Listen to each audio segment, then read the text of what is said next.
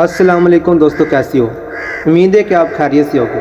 मैं आपका वेलकम करता हूं इस्लामिक दुनिया में। और आज की मेरी वीडियो का टॉपिक है ऐसे वो 3 शख्स जो जन्नत में दाखिल नहीं होंगे।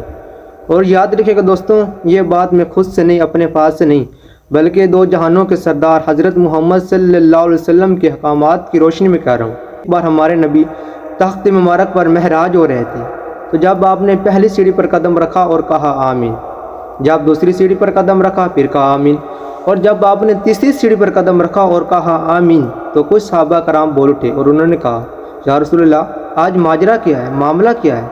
आज से पहले आपने ऐसा कभी नहीं कहा कि पहली सीढ़ी पर कदम रखा और आमीन कहा। तो आपने फरमाया कि जब मैंने पहली सीढ़ी पर कदम रखा तो मेरे पास जिब्रील अलैहिस्सलाम तशरीफ़ लाए और उन्होंने कहा, तबाह और बर्बाद हो जाए वो शख्स जो महर रमज़ान का महीना पाए और अपनी मग़फ़िरत न करवा सके। वो पाक महीना जिसमें जितना चाहे गुनहगार बड़ा हो, बहुत पहाड़ जितने उसके गुनाह हो, वो अल्लाह पाक उस के गुनाहों को माफ़ कर देता है, बस वो सच्चे दिल से तौबा कर ले तो इस पर कहा मैंने आमीन। और जब दूसरी सीढ़ी पर कदम रखा तो फिर जिब्रील अलैहिस्सलाम ने कहा, तबाह और बर्बाद हो जाए वह शख्स जिसके सामने आपका नाम आए और वो आप पर दुरूद न भेजे। तो फिर इसी पर मैंने कहा आमीन। आपने फरमाया कि जब मैंने तीसरी सीढ़ी पर कदम रखा तो फिर से जिब्रील अलैहिस्सलाम ने कहा कि तबाह और बर्बाद हो जाए वह शख्स जो अपने माँ बाप को बुढ़ापे में पाए और उसकी खिदमत करके सेवा करके जन्नत हासिल कर सके। वो माँ बाप जिसने उसको बचपन में अपना पेट काट खुद भूखे रहकर उसको खिलाए, चाहे जैसे मर्जी हालात रहें, हर हालात में अपनी औलाद की अच्छी से अच्छी परवरिश करनी चाहिए।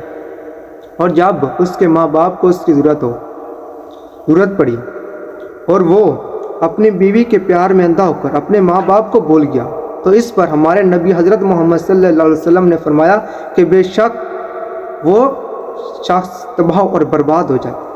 तो देखिए दोस्तों, जिसके बारे में 2 जहानों के सरदार ने आमीन कहा हो, वो कैसे बच सकता है तबाह और बर्बाद होने से।